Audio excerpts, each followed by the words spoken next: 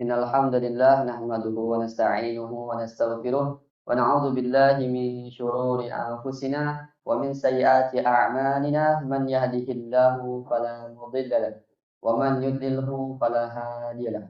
Asyhadu an la ilaha illallah wahdahu la syarika lah wa asyhadu anna Muhammadan 'abduhu wa rasuluhu la nabiyya wa la rasula ba'dah. Alladzi ballagha ar-risalah wa 'adda al-amanah ونصح الأمة وتركها على محجة البيضاء ليلها كنهارها لا يزيل عنها إلا حالك. قال رب اشرح لي صدري ويسر لي أمري واحلل عقدة من لساني يفقهوا قولي.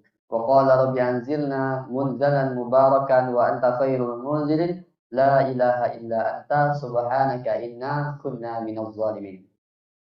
Baik, pertama-tama marilah kita panjatkan puja dan puji syukur kita kehadirat Allah Subhanahu wa taala dengan mengucapkan alhamdulillah.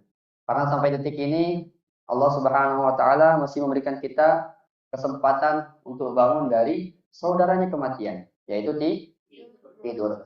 Itu artinya Allah masih memberikan kita kesempatan untuk memperbaiki diri jauh lebih baik daripada hari kemarin.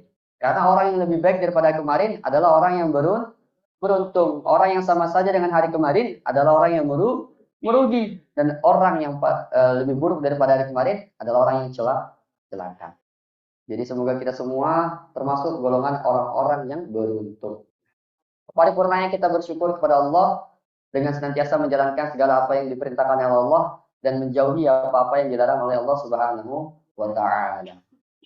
Bersyukur kita pagi hari ini masih diberikan nikmat berjalan kaki ibu-ibu Cinangning dari rumah ke masjid.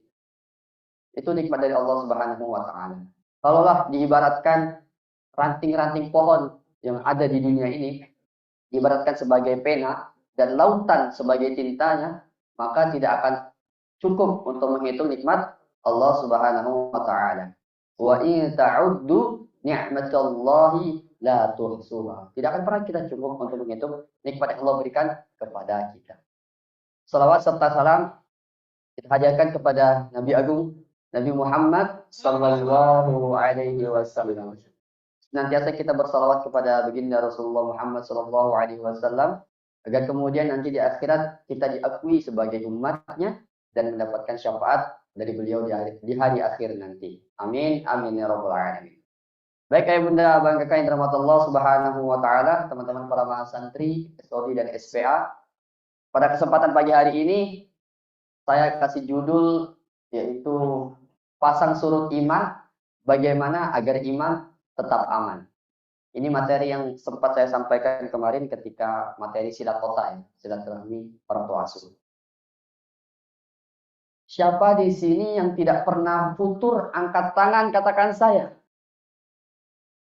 Enggak ada. Siapa di sini sering putur angkat tangan katakan saya? Sering putur ya. Ya, berbicara tentang iman, ayah bunda abang kakak semua, iman dalam Islam itu meliputi keyakinan hati, kemudian ucapan, ya, dan amal perbuatan. Ya, berbicara tentang iman itu fluktuatif, kayak harga cabai bu ya, naik dan turun. Ya, iman itu tidak statis atau tidak tetap. Jadi kadang iman itu naik dan kadang iman itu turun. Dan seringkali lebih cepatnya tuh turun gitu ya. Dan hal ini ditegaskan dalam hadis Rasulullah SAW bersabda, iman itu naik dengan ketaatan dan iman itu turun dengan kemaksiatan. Hadis riwayat Bukhari dan Muslim. Hadis sahih. Jadi memang jika ingin iman kita naik, maka lakukanlah ketaatan, amal-amal kebaikan. Dan jika kita ingin iman kita turun, lakukanlah kemaksiatan. Maka penting bagi kita untuk menjaga iman agar tetap kuat. Ya. Penting bagi kita untuk menjaga iman agar tetap stabil. Ya. Karena itu kunci daripada kehidupan seorang muslim yang baik. Kunci kehidupan seorang muslim yang baik. Musuh terbesar dalam hidup kita bukanlah orang lain. Tapi musuh terbesar dalam hidup kita adalah diri kita sendiri. Ya. Karena iman itu adalah aset yang paling berharga. aset yang paling bernilai yang kita punya, yang dapat menuntun kita untuk senantiasa melakukan kebaikan-kebaikan. Dan kebaikan-kebaikan itulah yang akan mengantarkan kita kepada ridhoannya Allah Subhanahu wa taala. Dan ridhonya Allah yang mengantarkan kita kepada surganya Allah Subhanahu wa taala. Berbicara tentang iman, ya Bunda Abang Kakak yang dirahmati Allah Subhanahu wa taala, maka kita harus tahu nih, apa saja sih faktor-faktor penyebab turunnya iman seseorang. Nah, di sini ada beberapa poin yang ingin saya sampaikan. Yang pertama, yaitu kehidupan dunia yang penuh dengan godaan. Setuju nggak? Dunia ini penuh dengan godaan. Perempuan, godaannya laki. Laki-laki, godaannya perempuan. Apa aja sih godaan di dunia ini? Kemewahan, kekayaan, ambisi terhadap harta, tahta, kemudian anak, dan lain sebagainya. Yang itu seringkali membuat iman kita turun. Sebagaimana Allah Subhanahu wa taala berfirman dalam Quran surat Al-Hadid. Al-Hadid ayat 20. Ketahuilah bahwasannya kehidupan dunia itu adalah suatu permainan. Jadi dunia ini adalah permainan yang Bunda Bangsa semua. Dan sesuatu yang melalaikan. Perhiasan dan bermegah-megahan di antara kamu, kemudian berbangga-banggaan terhadap banyaknya harta dan anak. Jadi memang seringkali godaan dunia inilah yang menyebabkan turunnya iman kita. Tidak bisa dipungkiri, ya, nggak bisa dihindarkan bahwasanya dunia ini penuh dengan godaan. Itu yang pertama. Lalu yang kedua, lingkungan yang tidak kondusif. Jadi faktor penyebab turunnya iman, lingkungan yang tidak kondusif atau lingkungan yang kurang kondusif. Berada di lingkungan yang jauh dari kata nilai-nilai Islam, nilai-nilai agama, nilai-nilai Al-Quran. Itu seringkali menyebabkan turunnya iman seseorang. Alhamdulillahnya antum di sini, para santri, gitu ya, Bunda Abang Kakak yang setiap hari kumpul MBA, Majelis Bismillah Akademi, yang seringkali diingatkan untuk melakukan kebaikan dan sebagainya. Lingkungan kita baik, alhamdulillah. Penyebab turunnya iman adalah itu tadi, jauh dari nilai-nilai agama. Yang mana ketika antum masuk ke sebuah lingkungan, contohnya kan lingkungan preman gitu, antum masuk ke lingkungan tersebut. Kalau nggak antum yang mewarnai, antum yang diwarnai. Tapi seringkali lingkungan itulah yang seringkali mempengaruhi seseorang. Faktor penyebab berubahnya seseorang itu adalah faktor lingkungan. Sekuat apapun seseorang, lingkungannya yang mengajak kepada kemaksiatan, lambat laun dia akan juga terbawa dengan arus lingkungan tersebut. Maka penting kali Allah Subhanahu wa taala berfirman dalam Quran surat Al-Kahfi ayat 28. Dan bersabarlah kamu bersama orang-orang yang menyeru kepada Tuhannya di pagi hari dan di senja hari untuk mengharapkan keridhaan Allah Subhanahu wa taala. Jadi memang harus sabar. Mencari lingkungan yang baik, cari teman-teman yang baik. Itu faktor penyebab yang kedua. Faktor penyebab yang ketiga turunnya iman seseorang, kurangnya ibadah dan zikir. Ibadah yang jarang dilakukan dan zikir yang tidak terbiasa dilakukan, itu seringkali membuat hati kita itu mati. Cobalah antum nggak zikir selama seminggu, coba nggak sholat selama seminggu, mati ya antum. Tanda hati itu mati apa? Kalau dikasih nasihat, bebel, ya nggak bisa dikasih nasihat. Diulang-ulangi terus kesalahan tersebut, diulang-ulangi kesalahan yang sama. Jadi hatinya bebel. Kurangnya ibadah dan zikir seringkali membuat turunnya iman seseorang, dan pasti turunnya iman seseorang. Allah Subhanahu wa taala mengingatkan dalam Quran surat Ar-Ra'd. Ar-Ra'd ayat 28. A'udzu billahi minasyaitonir rajim. Alladzina amanu wa tatma'innu qulubuhum bi dzikrillah. Ala bi dzikrillah tatma'innul qulub. Orang-orang yang beriman, ya, beriman kepada Allah, hatinya menjadi tentram dengan mengingat Allah. Allah tegaskan di sini ala bi dzikrillah. Hanya dengan mengingat Allah, hatinya akan menjadi tenang. Jadi kunci untuk mendapatkan ketenangan hati adalah mengingat Allah. Maka kurangnya berzikir, kurangnya ibadah, turun iman. Ya. Agar iman itu naik, perbanyak berzikir dan beribadah kepada Allah. Itu yang ketiga. Lalu yang keempat, faktor penyebab turunnya iman seseorang. Yang keempat, lalai dalam menuntut ilmu agama. Ya. Kurangnya pemahaman ilmu agama seringkali membuat seseorang itu ya, terpengaruh oleh tipu daya syaitan. Seringkali terpengaruh tipu daya dunia. Seringkali tertipu oleh syaitan. Syaitan lebih gampang menggoda ahli ibadah ketimbang ahli ilmu. Maka pentingnya kita dalam menuntut ilmu agama. Karena jika kita kurang dalam pemahaman ilmu agama, tahunya sholat toh, tidak tahu ilmu kalau bahwasanya ada cara menjaga hawa nafsu, maka mudah untuk kita digoda oleh syaitan. Dalam hadis dikatakan, barang siapa yang Allah kehendaki, maka Allah akan memahamkannya dalam agama. Hadis riwayat Bukhari. Barang siapa yang Allah kehendaki, maka Allah akan memahamkannya dalam agama. Jadi ada doa yang harus kita sering dawamkan. Allahumma faqihna fiddin. Coba. Allahumma faqihna fiddin. Ya Allah, pahamkan kami dalam agama. Sering-sering diulang ketika habis salat. Itulah tadi faktor penyebab turunnya iman. Ayo bunda, bang, kakak semua. Ada berapa tadi? Ada 4. Kemudian setelah kita tahu ada faktor-faktor penyebab turunnya iman, maka kita harus naikkan iman kita lagi. Ya kan? Bagaimana cara agar iman kita tetap aman dikala iman kita turun, dikala kita futur? Yang pertama, tingkatkan ibadah. Jadi banyak melakukan amal soleh. Banyak melakukan ibadah wajib dan sunnah. Selain sholat 5 waktu, setiap sholat sunnah, ya habis sebelum subuh, lakukan. Sebelum zuhur, setelah zuhur, lakukan. Maka perbanyak amal-amal sunnah. Yang itu membuat ikatan kita, hubungan kita kepada Allah semakin erat.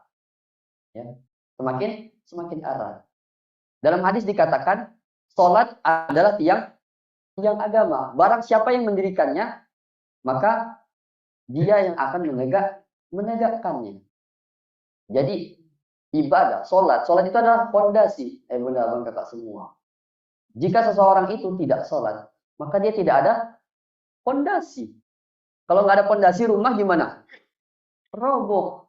Ada waktu itu rumah 3 tingkat, udah terbangun rapi, tapi ternyata fondasi tidak kuat, akhirnya runtuh. Maka ya semua kita, baik kita yang baik, yang masih kurang baik, yang masih jauh dari kata baik, jangan tinggalkan sholat. Mau sebanyak apapun dosa kita, bahkan kalau kita masih melakukan kemaksiatan, jangan lupa tinggalkan sholat. Jangan lupa melaksanakan sholat.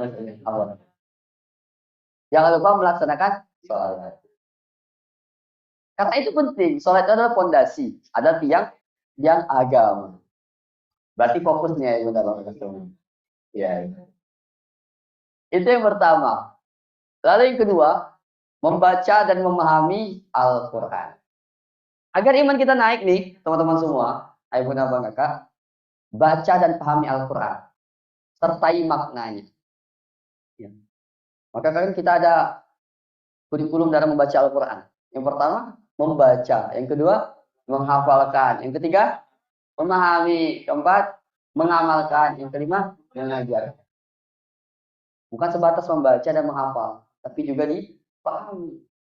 Sehingga ketika kita sholat, khusyuk itu datang. Kita paham artinya.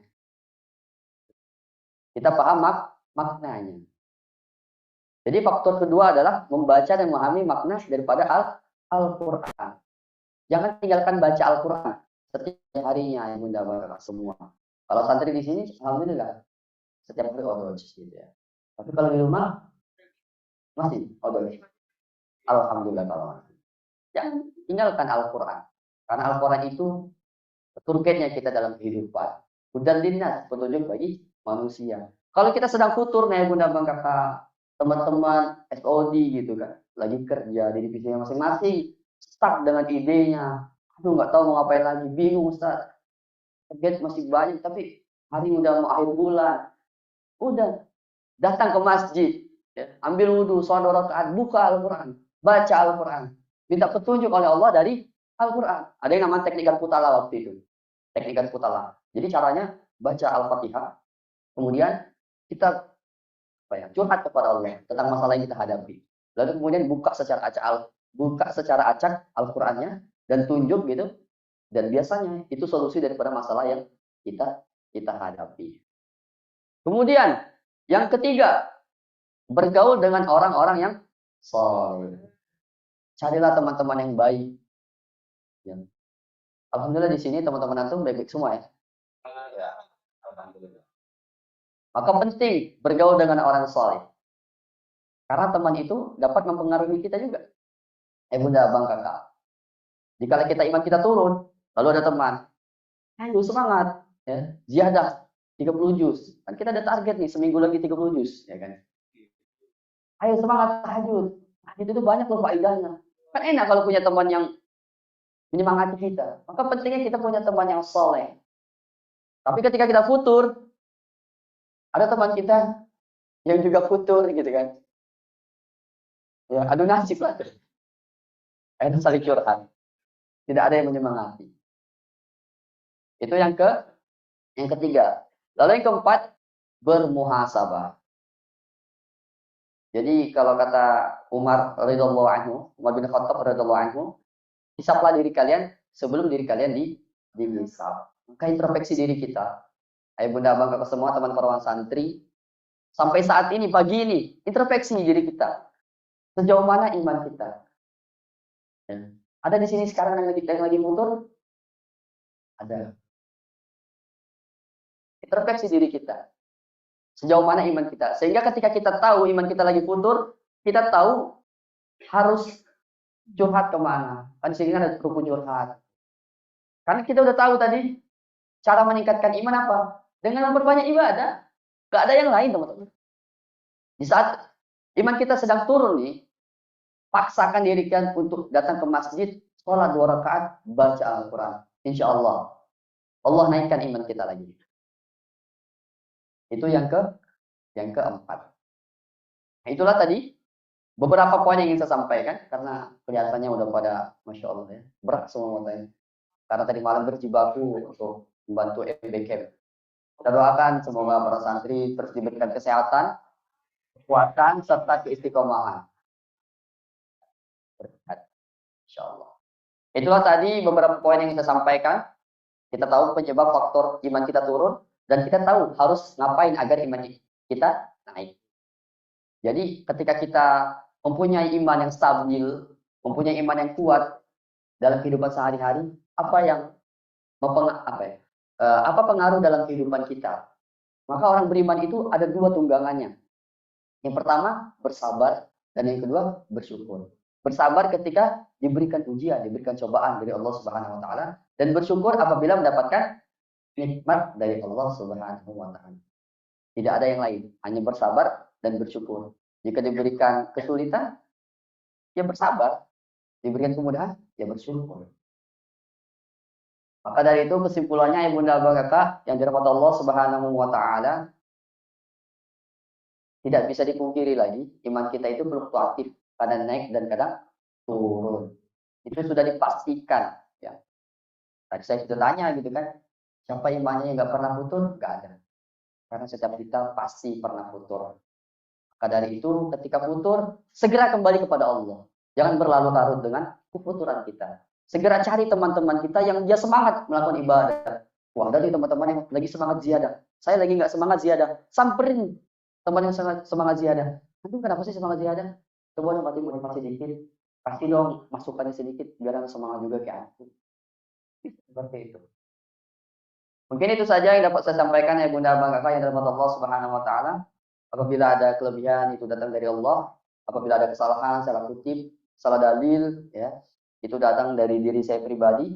Segemuk-gemuknya ikan pasti ada tulangnya. Sekurus-kurusnya ikan pasti ada dagingnya. Ambil yang baik, buang yang buruknya. Sekian terima kasih dari Wahyu. Wassalamualaikum warahmatullahi wabarakatuh.